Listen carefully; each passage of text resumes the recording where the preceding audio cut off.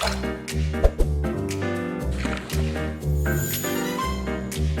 again, everyone. Welcome back for another installment of Mustard Hub Voices Behind the Build. In these episodes, I speak with the people building, backing, and running better workplaces. I'm your host, Curtis Forbes. Welcome to today's fireside chat with today's guest, Jeffrey Marks, a former M&A securities attorney at a top global law firm and the co-founder of Titan Brands, a Las Vegas-based hospitality group with 4 restaurants, 2 located inside Mandalay Bay and 2 off the Strip. Today, they're the founder of Lollipop, a workplace well-being platform helping companies lead with empathy, not guesswork. Their work is rooted in the belief that small, authentic gestures can have a massive impact, and that emotional intelligence should be as actionable as any business tool. Welcome to Voices Behind the Bill, Jeff. Curtis, thanks for having me. Been super excited for this chat. I love what you guys do. So you're the founder of Lollipop, Yes. and it's a company that, in terms of mission, has a bit in common with Mustard Hub, right? Reducing turnover, boosting engagement, increasing connection among colleagues, right? So before we go any further, yes, let's talk about why Lollipop exists, right? Talking about why it exists is at the heart of our conversation, and I think really the foundation of what I hope the audience will take away from the episode. So could you share the story behind Lollipop and its creation?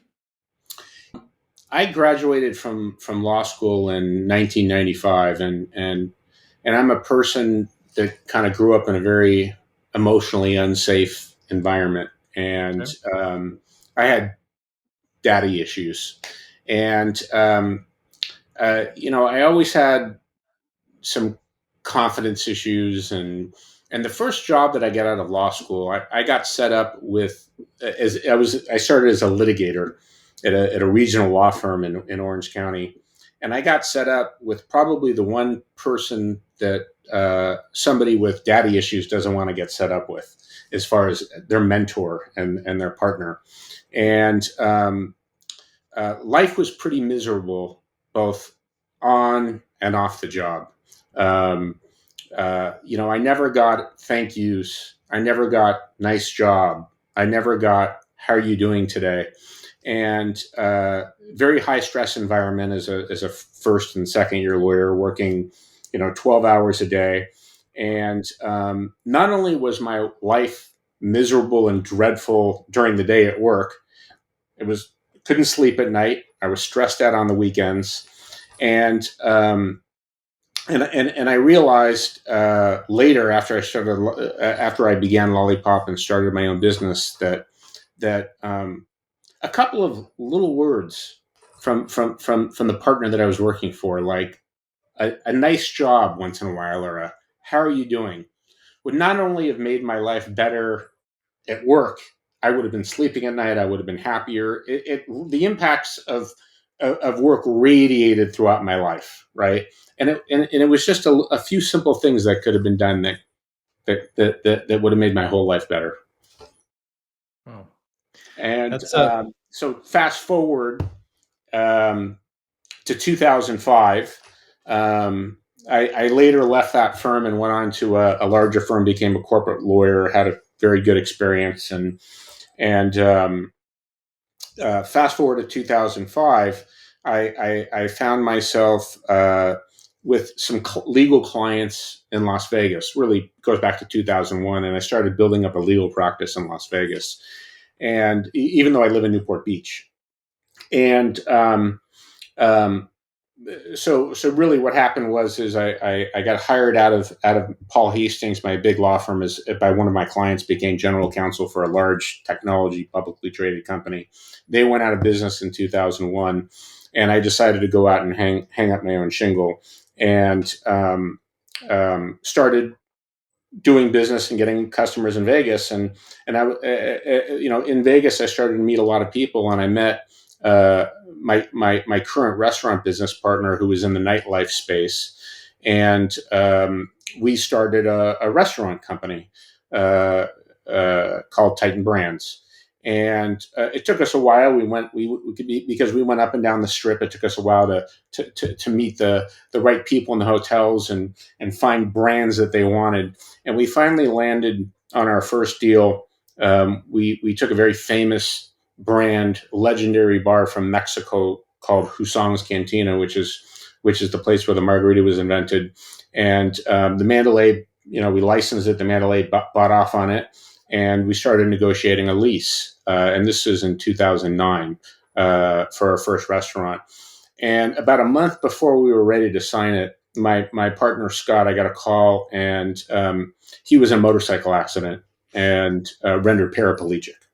And I went and visited him in the hospital, and Scott said, we're going to build this company. I'm gonna get through this, sign the lease, raise the money, and we're going to do this. And while Scott is still he's a 6'7" guy, and he's still wheelchair bound. He can walk, with a walker. And a year later, after the accident, he actually walked across the threshold at our grand opening. And so we opened up Husong's in 2010. And then a few years later, we opened up our second venue at the Mandalay Bay. And soon after that, I went into a 2.5 year battle with depression. And it was the best and the worst thing that ever happened to me. Um, and I got through that. But the point being that because of our personal struggles at Titan, we really prioritize creating a family environment, and we prioritize employee well-being, which led my partner to implement a manual check-in process with our employees that was so transformational for us that I digitized it, put it on steroids, and that became Lollipop. I love that. I mean, I think some of the best software, some of the best founder stories, right, are all built out of, your personal journey.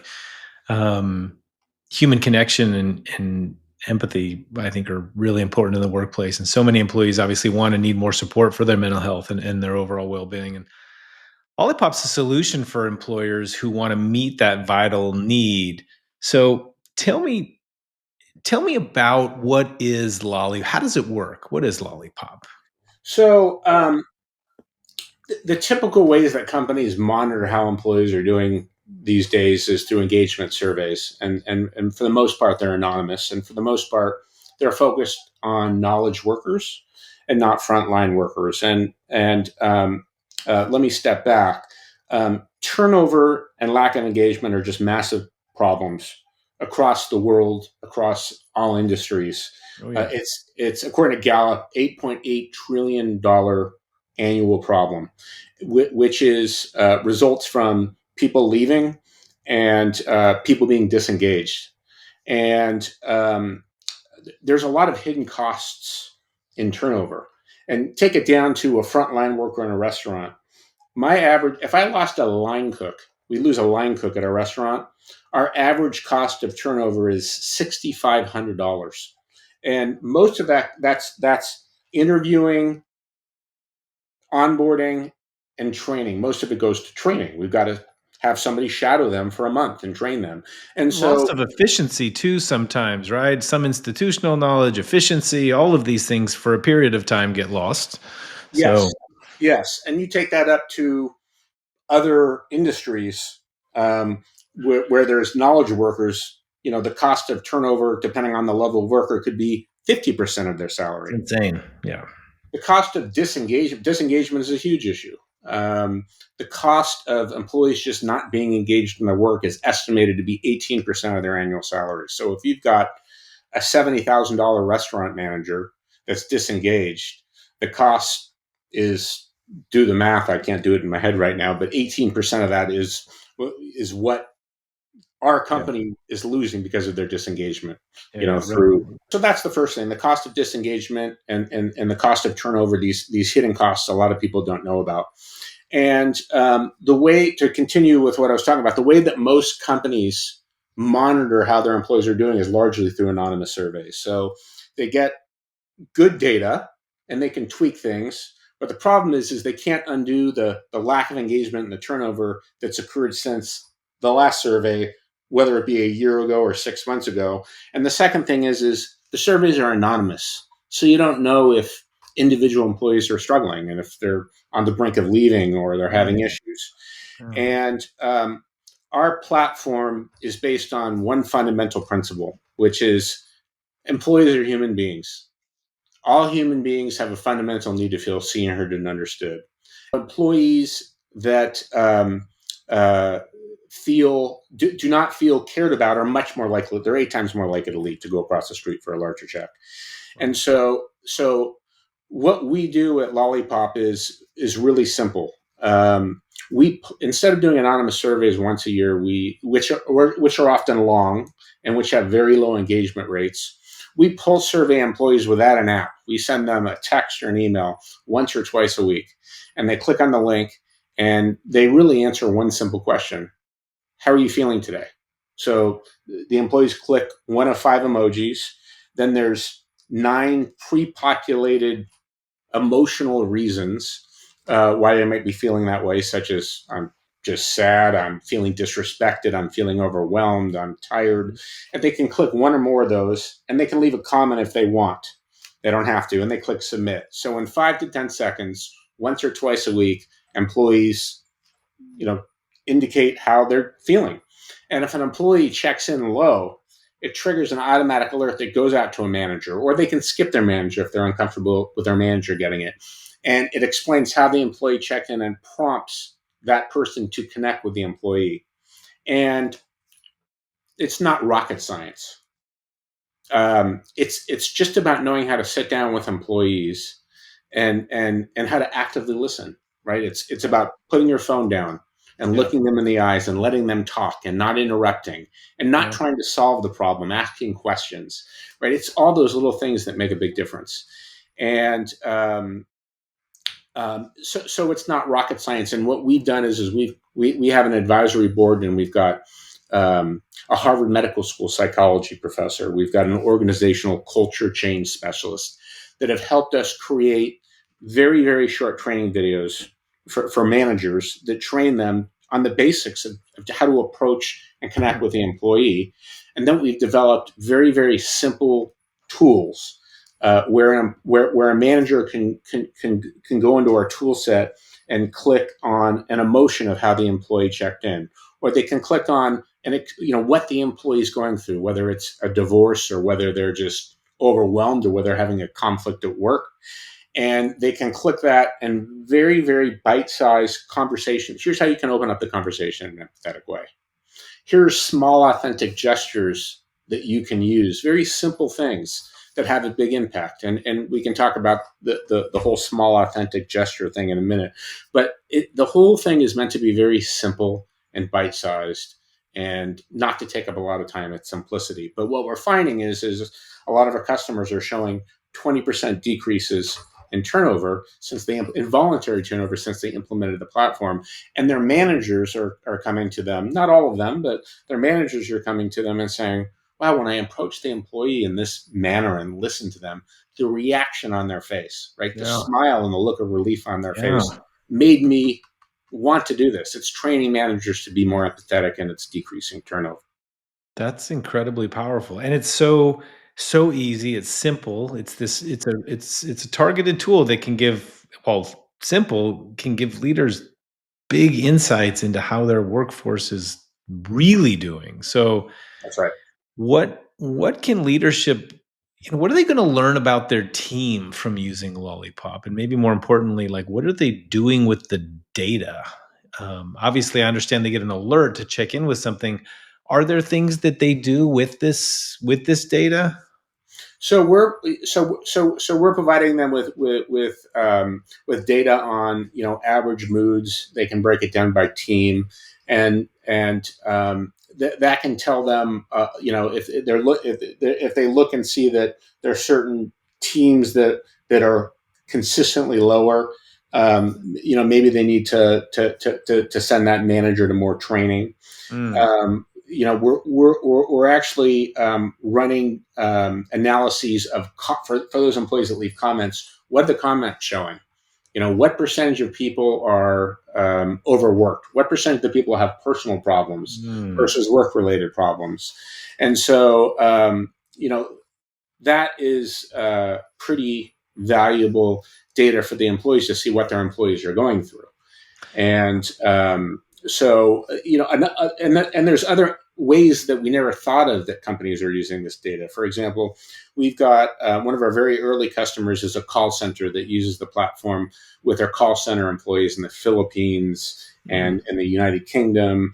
And uh, the way their call centers work is they've got dedicated teams for their customers. They might have one customer that's got 10 Noon Dalton employees that are dedicated to that customer. So Noon Dalton noticed that one team suddenly everybody declined Yeah. within a couple of days. All their moves declined. And they looked at the data and that prompted them to go and talk to the team. And what they found out was they had all been getting angry calls from their customers Oh, interesting. indicating that their products hadn't been they were shipped their products weren't being timely delivered. They Okay. took that information, called their client didn't know what was going on, Yeah. and the client found out there was an issue with their supply chain. They were able to nip it in the bud and fix it, but their client was extremely happy that Noon Dalton was able to flag this with that data and solve a problem for their customer, which went which was helped them potentially keep a customer for a long period of time. Noon Yeah. Dalton also uses the fact that they import Lollipop and use Yeah. employee Lollipop as a sales tool.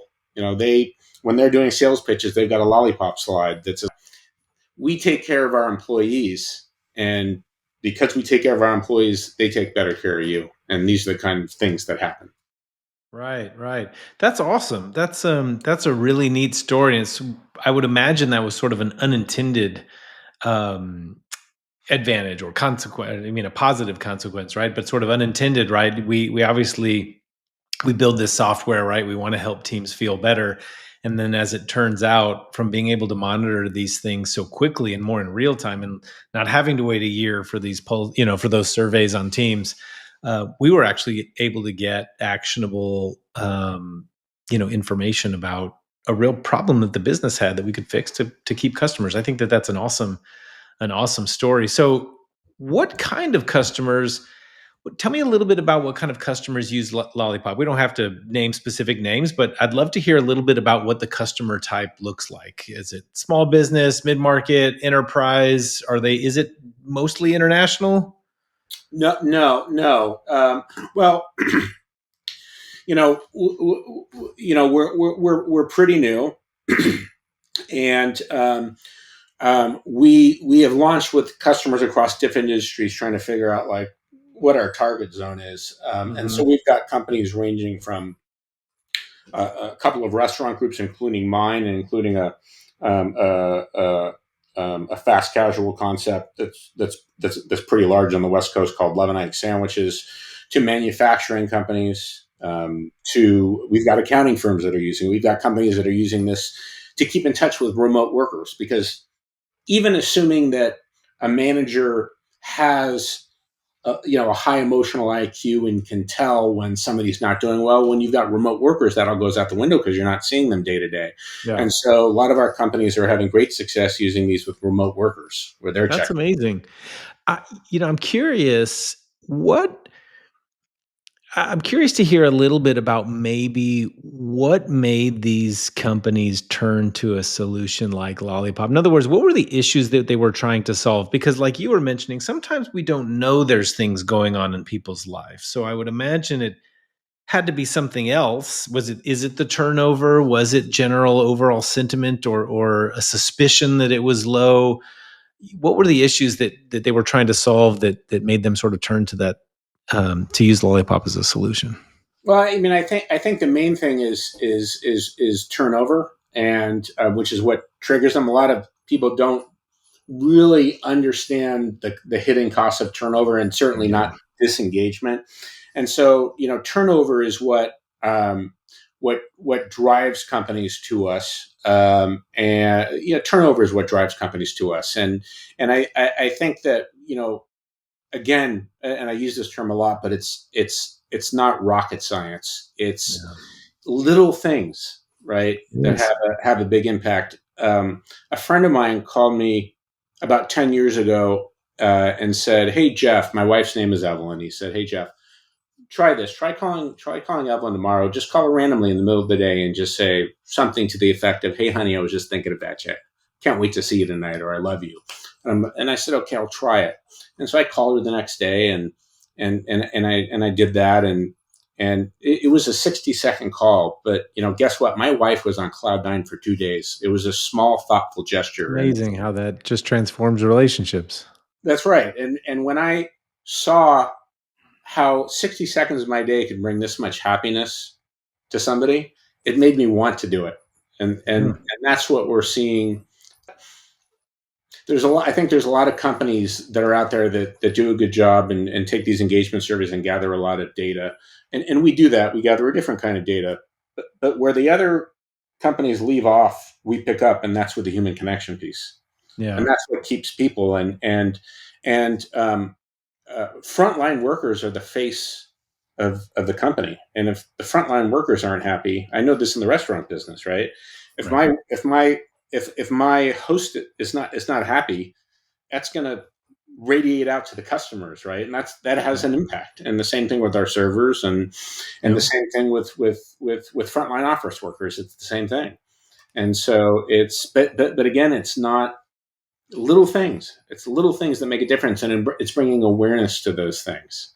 Do And you do you think that the disconnection between leaders and their workforce, as well as colleagues, and peers, is addressed well enough by employers? Like, are they paying enough attention to these things, do you think, generally speaking? no, and there was an article that came out in the Harvard Business Review about and this author coined a term, this Harvard professor, called care washing. And care washing is a term that's used to describe companies that mental health and wellness is all the rage now. And you've got companies that are putting out these initiatives, but there's really not much behind them, right? It's care washing. They're putting this stuff out, but they're not putting their money where their mouth is, right? They're band-aids, right? And what we're trying to do is stop care washing and start caring, right?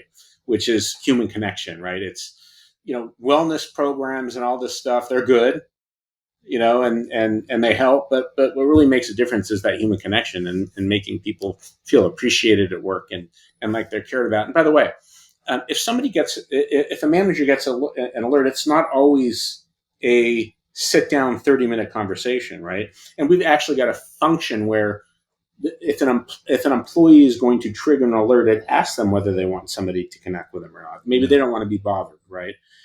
But the manager still gets the alert in that case, and it says don't connect with them. But it does say something to the effect of, and we change out the messaging, but even hey, I know you're having a tough day or you're going through something. I'm here if you need me, right? Even just that goes a long way and has a big impact. When done authentically, it just shows that you care, and it has an impact on the employee and how they feel, and how they feel, whether they feel supported, and which has an impact on whether they Yeah. walk down the street to another job.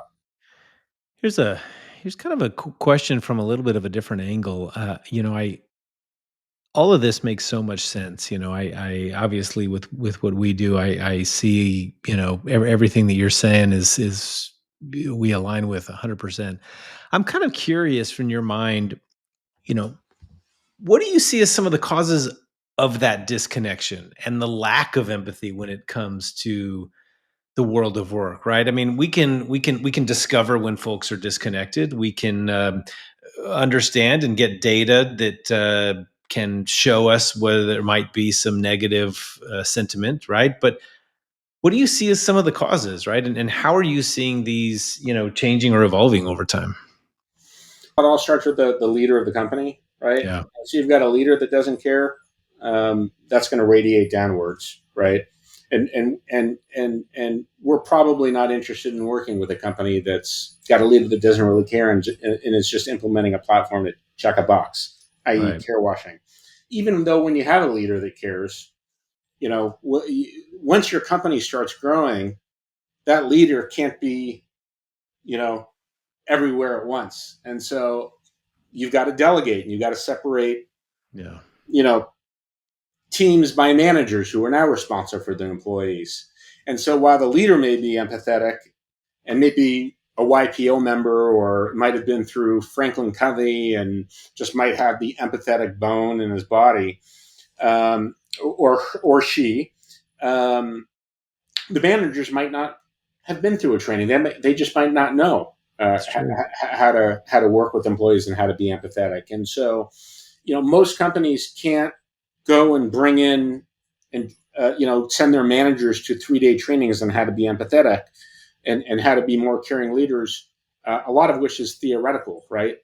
This and I think that's why that's where the disconnect is. And I think the newer workforce, the younger generation is more attuned to this stuff, right? When I came out of law school, for example, it was you're going to grind, you're going to work 80 hours a week, and you're getting paid a lot of money to do it, and you're going to do it. And the whole mentality has changed, right? Younger people place a higher value on being in an environment where they're being in more of a caring environment. Not that they didn't before, but I think it's just become more prevalent. Yeah. So, What do you feel like are some of the other areas where leaders could be doing better, by their people, but particularly in terms of their overall well being? Like, are there places where organizations just continue to fall short for the most part? Do you feel like they have blind spots when it comes to supporting people who work for them? And if so, I mean, is it generational? Is it demographic? I mean, what do you see, and where are those areas that they can improve? um, I think that leaders are, as their company grows, it seems like, right, they've got to be focusing on the bottom line and on Yeah. money and on other things, and a lot of people forget that the heart of your business is your employees. And again, I'll say it again, that a lot of people don't really understand the hidden cost of turnover, which is, beyond the dollars, as indicated, is the um, the fact that somebody's leaving a team, right? The discontent that causes, the extra burden, right, that comes on the other people while they're trying to fill that gap and bring other people up to speed. And when good people leave companies, it just often causes people to start thinking, right, like, what's going on here. And so, So I what don't like that answer, but what's the first step, right? For those who want to do it right, where do they start? Because a lot of organizations recognize that the problem exists. yep. So, if you were going to be coaching one of these leaders, what do you tell them that first step is? Well, the first step is to subscribe for Lollipop, Of course. of course. But it's really just um, I would the first step is first to leaders should educate themselves and really dig into what is turnover and lack of engagement costing them, right? Yeah. Because leaders look at the dollars, and a lot of HR, HR who make the decisions don't have budgets, don't have big budgets, but the first step is for leaders to realize what the ROI is if their engagement goes up and their turnover goes down. Because I think there's a lot of leaders that really don't understand the hidden cost of turnover, and once and so the financial impact, right, and then to start understanding how a little bit goes a long way with people, and it's got to be authentic. Don't get me wrong, there's got to be authenticity there, because people can read unauthenticity or care washing, a mile away, right? But Yeah. it's doing those little things that just show you really care. And and there's small examples. I can give you some small examples of, for example, if somebody's and all this stuff comes up in our tools. It's how you start the conversations. It's, for example, you've got a worker that has been working hard and has done a project really well. Um, you know, if their manager took 2 minutes and sent a note to the CEO of the company complimenting how the worker did and copy that worker, man, I mean, it's like the appreciation, right? Just those little things can have a huge Yeah. impact. We had a customer that a line worker in a manufacturing company checked in low a couple of months ago, and they Mm. responded to her, and they started having a conversation, and they found out that, just by talking, just by that one question, "How are you feeling today?" that she had been living without water and power for like a week because she's got roommates. Her roommates weren't contributing; they weren't paying the utility bills, and the last couple of days she hadn't showered, she hadn't slept, and so the company went and put up a few $100, put her up in a hotel for a couple of nights. She was so happy, right? They've got a loyal employee for life because of that, because of knowing, because of having awareness of what she was going through and making a small little gesture. So $300, they put her up in a hotel, assuming it would have cost for a line worker, based on averages, and we're very familiar with those, $4,500 to replace that worker. Yeah. $300, and they've got a happier employee. They've made a difference Yeah. in his life, and we call these things lollipop moments, and which are these moments of human connection that have been created through Lollipop that wouldn't have been created otherwise. We call them lollipop moments, and so when I first launched this product, I'm a member of this global organization called Young Presidents Organization, which is a wonderful organization, which you know uh, connects me with people around the world. And when I first launched this, I was talking to the CEO of a conglomerate, manufacturing conglomerate. They've got like 8 different divisions, and they're based in Africa. Okay. And I was telling him about what we're doing, and he said, it's really interesting. He said, last week I was out having dinner with my family, and a woman came up to me and said, "Hey, I used to work for you." She was, in the administration about 10 years ago, and he said, "Oh, well, it's wonderful to see you. What did you like about working for us?" And she said, "You know what? I remember I like working for you. I don't remember much, but there's one thing that I remember." And she said, "My father passed away, and you personally made a call to me and took 3 minutes out of your day Oh, wow. call to me and say, 'Hey, I wanted to tell you, I heard about your father. I'm really sorry.' And you sent like a basket to my house." And she said, "That's what I remember about working for your company." And it's those little things, right? That's amazing. Those little things, right? Little things like that. Those That lollipop moments. Yeah, the lollipop moments. So your next, Curious, like, I mean, tell me what you see upcoming. You think there's going to be more or less human connection as AI becomes even more present? How do you see that playing a role? look, we're incorporating AI into our platform. Another story, when I first started talking about this and first started onboarding customers, I was talking to a customer on the phone, and she said, you know, um, our time clock provider is coming out with this facial recognition thing that can tell how somebody's mood is. So when they check in, so like, what's going to happen with your platform? And I said, "Oh, that's great. But first of all, besides the fact that it's intrusive, right? And beside the fact that somebody could have spilled their coffee on their pants a minute before, right?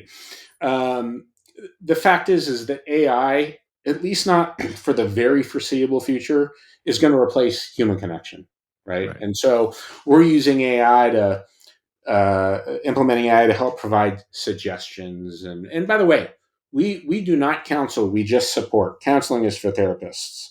Okay. But AI is not going to replace human connection, not for the foreseeable future.